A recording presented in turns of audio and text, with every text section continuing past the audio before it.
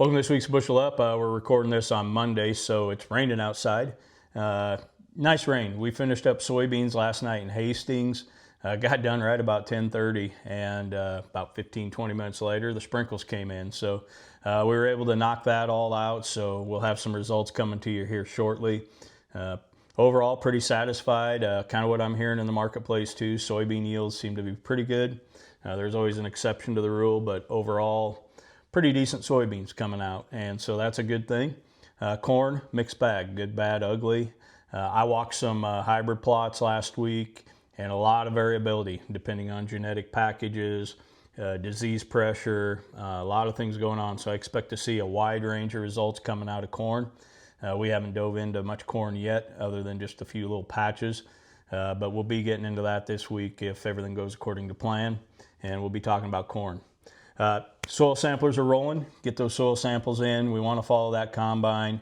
Make sure we take advantage of every daylight hour that we can get. We don't want them all stacking up after harvest.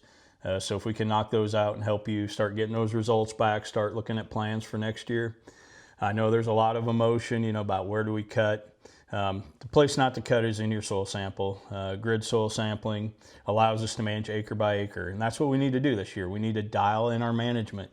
Not focus on whole fields, not focus on broadcast. If there's 5-10 acres in a field we need to address, let's address those 5-10 acres, but not the whole farm. On the flip side, if we have that ability to enhance yields and push some areas, we still need the yield. So as we look to 2026, just make sure we have the right information to make the right decisions, and we're here to help you. We have a lot of options. We don't have to spend a ton of money on the fertilizer bill, but we need to know what we're working with, and that's very important. Speaking of fertilizer, we're going to release a podcast this Thursday. I just recorded one with Josh Linville from StoneX. A lot of you know Josh or have heard of Josh, follow him on X. Great information. We put in about an hour's worth of conversation. Just understanding, as a grower, it's easy to be frustrated, mad, point fingers at where fertilizer prices are today. But Josh helps explain a little bit about how markets work, the global impact of what we're dealing with as the American farmer. And I think it'll be very insightful as we go through how nitrogen works, phosphorus markets versus sulfur versus potassium. All four markets operate a little differently, so please check that out. I hope that's helpful to you. I know I hear a lot of the complaints. I got to sit behind a fertilizer desk for a while, so I kind of understand both sides, and I was really glad that Josh agreed to do that. When we look at seed, I'm pretty sure the seed guys have already been in the cab with you. Those guys are chomping at the bit. They're the most eager guys this time of the year to sell you something. Hopefully, that's a joke, seed guys, sorry. You're just doing your job, right? Get those early orders on. But if you do see something you like, please reach out, communicate that. We always hate to see a guy not be able to get what they want for the next year. Usually the early bird gets the worm. A lot of great financing programs out there and options to take advantage of. Usually the earlier, the better options you can get.